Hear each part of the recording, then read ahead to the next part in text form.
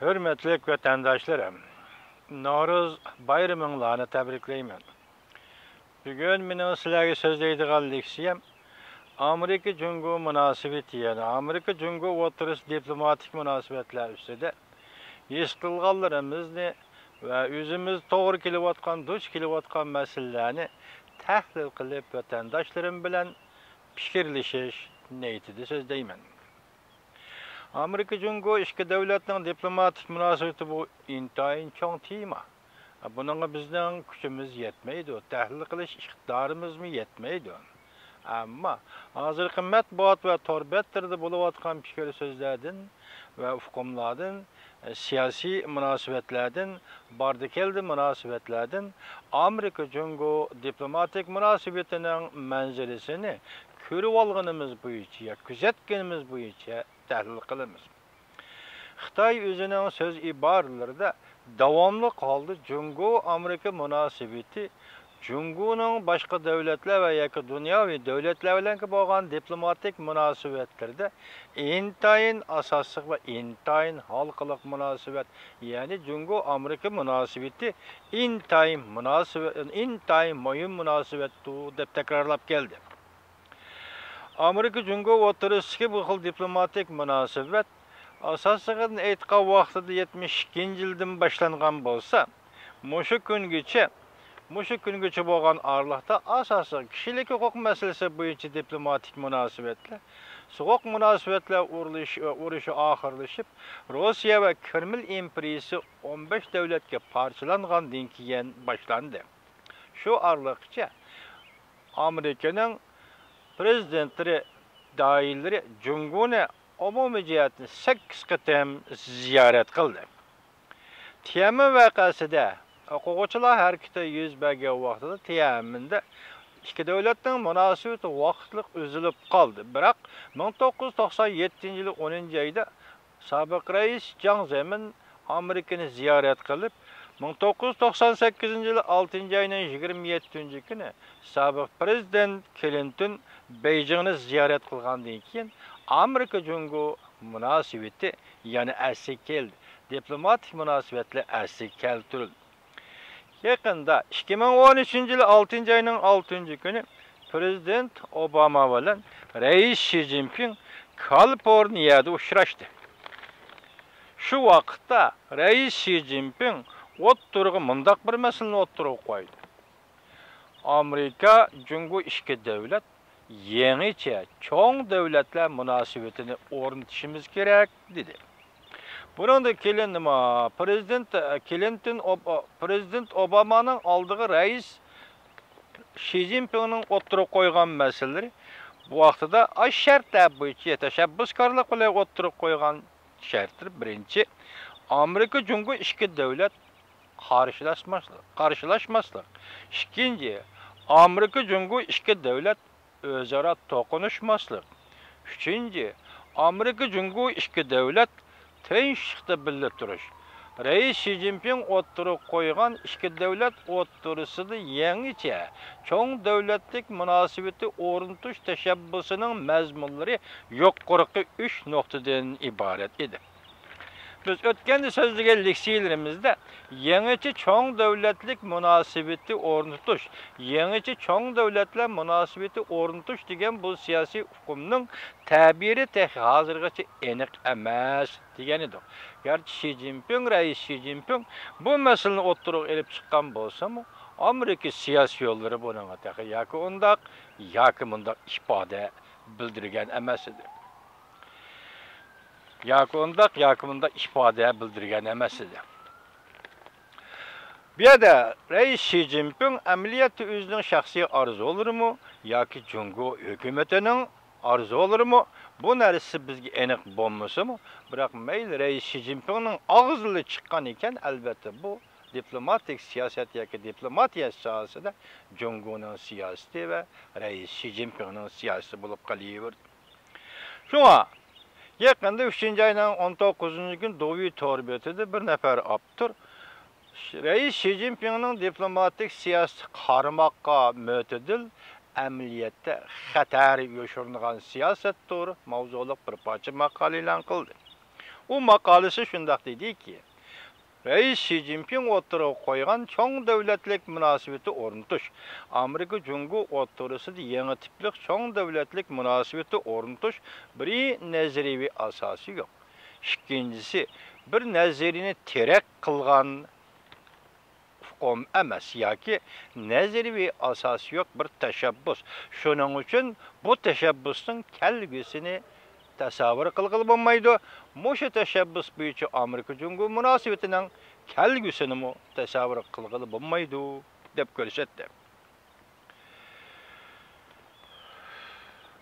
Abdur, ya'ni shu maqolasida Reis Xi Jinpingning diplomatik munosabati, masalan, Amerika qaratgan diplomatik siyosati qaramoqqa mo'tadil amaliyotda intayin xatar yo'shirgan siyosatdir degan maqolasida Abdur yani shundoq ko'rsatdi.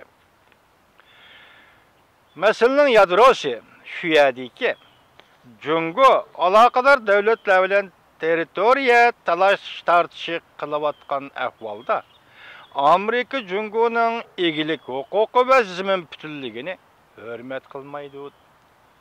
Demek bir yerde biz başta koyup geldik. Reis Xi Jinping'nin yukarı 3 nokta bo'yicha, mesela iki devlet özara toqunuşmaslık, mesela iki devlet özara qarşılaşmaslık, fakat iki devlet teyişlikte birlikte turish prinsipi, agar bunu Prezident Reis Xi Jinping belgileydiğin prinsip yoki ümit qildigan yoki iltimos shaklida o'ttirib qo'yadigan siyosat bo'lsa, bu yerda buni Abdur nima deb tahlil qilyapti? Bu tashabbusning, diplomatik tashabbusning nazariy asosi yo'q yoki terak qiladigan asosi yo'q. Shunga ikki davlat munosabatining kelgisi manzarasini diplomatik yo'l bilan hal qildik. Tashabbus bilan yangicha davlat munosabat darajasiga ko'tarayli degan bu tashabbusning kelgusini tasavvur qilg'ili bo'lmaydi, kelgusi manzarasini ko'rib yetkili bo'lmaydi. Yani bir yerga kelganda Abdur shundoq bir nuqtada, shundoq bir jumla bilan, shundoq bir mazmunni ko'tarib chiqdiki, Jungo atrofidagi davlatlar bilan zamin talash tortishi, territoriya talash tortishi qilayotgan mushu kunlarda Amerika Qo'shma Shtatlari hukumati Xitoy ta'kidlayotgan zamin butunligi, territoriya butunligi degan so'zlarni hurmat qilmaydi. Meselenin tügünü mana müş yedi. Böyle hazır Xitay hükümeti özünün etrafındaki devletler bilen zemin talaş tartışı, territoriya talaş tartışı kılıvatkanı yok. Onun iki kısmından aytqanda Uyguristan'da Uygurlar bilen, Tibet'te Tibetler bilen, Şangang'da Şanganlık bilen, Tayvan'da Tayvanlık bilen mi? Territoriya, zemin bütünlüğü meselesi, avtonomiya meselesi Tibet için aytqanda, devlet nesli keltirish meselesi Uyghur üçün aytqanda, iki partiya o'ttirsidagi manfaat ve siyasi manfaat meselesi, Tayvanning tavallik o'rni meselesi üçün Tayvan meselesi, Tayvan üçün aytqanda o'xshashlar Xitoyning atrofidagi va ichki qismidagi zamin, territoriya butunligi va zamin butunligiga berib chetiladigan masalalardir. Dal mushu masala bo'yicha Abdur garchi bundaq tahlil qilmagan bo'lsinmi, faqat ikki jumla so'z bilan ifodalagan masala atrofidagi davlatlar bilan zamin talash tortishi, territoriya talash tortishi qilayotganda Amerika Xitoyning zamin butunligi va territoriya butunligi degan bundaq bir ismli hukmni hurmat qilmaydi deb ko'rsatganda, albatta biz tahlil qilganda yuqorqi mazmunlarni o'z ichiga olish kerak. Dal shundaq mazmunlar bilan qo'shib tahlil qilsak, Amerika Xitoyning zamin butunligi va territoriya butunligi deydigan talablarni hurmat qilmaydi. Biz dal shundaq jumlalar uchun ishlayapmiz, dal shundaq jumlalar uchun boshqa turimiz, dal shundaq jumlalar masalan Xitoyning zamin va territoriya butunligini Amerika hurmat qilmaydi degan so'zni tahlil qilyapmiz.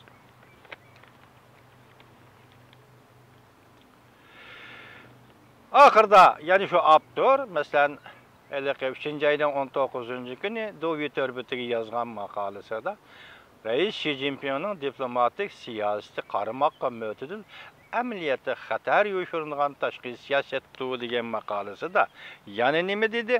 Amerikani bu yerda bu Abdur muttaham deb qaraladi. Biz buni qo'shtirnoq ichiga olaylik. Abdur shundoq dediki, Amerikaning muttahamligiga qarata Jungoning tashqi siyosatini belgilaydiganlar, yoki Jungoning tashqi siyosatini yo'l qo'ydiganlarning birdan-biri qiladigan ishi ayblashdan boshqa. Shundaqla davlatning zamin butunligi va territoriya butunligini qo'g'daymiz degandan boshqa har qanday bir chorasi yo'qdir. Abdur shundaq deydiki, Amerikaning qo'shtirnoq ishidagi muttahamligiga qarata Jungoda tashqi siyosatni belgilaydiganlarning yoki tashqi siyosatni Jungoning tashqi siyosatini yo'l qo'ydiganlarning qiladigan ishi faqat Amerikaning maydonni ayblagandan boshqa, tanqidlagandan boshqa, shundaqla zamin butunligini, Jungoning territoriya butunligini qo'g'daymiz deb qasam ichib şuar to'g'lagandan boshqa hech qanday chorasi yo'qdir. Amaliyotda mana shunday kuzatganda Xitoy hozirgacha haqiqatan ta'kidlayotgan bir narsa Jungoning jonijon manfaati. Masalan, buni Xo'jintau ayni vaqt 2010-yili o'tirib qo'ygan edi.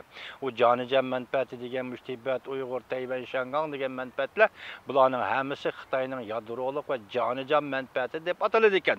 Shunga Xitoy keyingi 2 yilda adab kuchayotgan, adab targ'ib qilayotgan yoki adab qo'g'dayotgan bir masala Jungoning territoriyasiga bog'liq jonijon masala, dunyoning Jungoning zamin butunligiga bog'liq jonijon masala.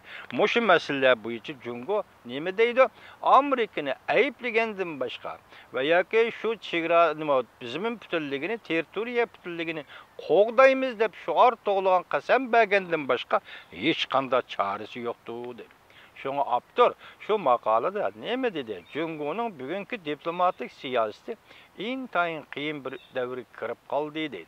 Qiyin bir o'tkalga duch keldi deydi. Endi shu o'tkaldan qanday o'tish, masalan, qattiq pozitsiya qo'llanish, chet elning Amerikadagi davlatlar va g'arb davlatlarining yuqorida kishilik huquq masalasi bo'yicha o'tirib qo'yayotgan tashabbuslari va talab umidlariga nisbatan Xitoy hukumati qattiq qo'lliq qilay desa, bu tehi. Yol qo'yib, yumshoq qo'lliq qilay desa, bu tehi. Shuning bilan Abdur nima deydi? Qattiq qo'lliq qilmasa bu egilik huquqi bilan zamin butunligini saqlab qololmaydi deydi. Yumshoq qo'lliq qiladigan bo'lsa, u vaqtda uni Jungo taraf ichki qismda tanqid uchraydi deydi. Mushundaq ishki o'tkal yoki qiyin o'tkal ichida Jungoning tashqi siyosati mana bu yerda qilib qoldi deydi. Masalan, yaqinda Ukraina masalasi tuyuqsiz o'ttirg'i chiqdi. Ukraina masalasi bo'yicha Qrim masalasi nihoyatda jiddiy masala bo'lib dunyoda o'ttirg'i chiqdi.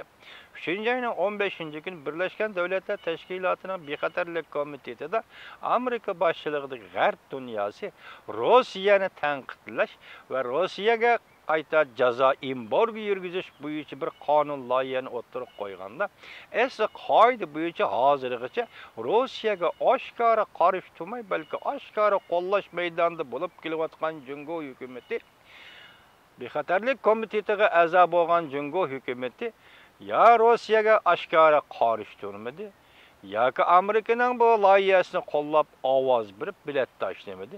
U o'zining huquqidan voz kechgan bo'ldi. Yoki mo'tadil holda voz kechgan bo'ldi. Yoki Xitoy hukumati bu yo'lda Rossiyani ranjitmaydigan, Amerikani ranjitmaydigan yo'lni tanlab oldi. Qaramoqqa bu Jungo uchun intayin to'g'ri pozitsiya bo'lsa kerak. To'g'ri pozitsiya bo'lsa kerak. Biroq Jungo hozirgi paytda Qrim masalasi, Ukraina masalasi bo'yicha zada qaysi tarafda turish masalasi intayin nozuk, intayin xalqiliq bir davrda turibdi. Biz Allah bursa dinimiz saq olsa kelar haftalik leksiyimizda bu to'g'rida tafsiliy to'xtalamiz efendim.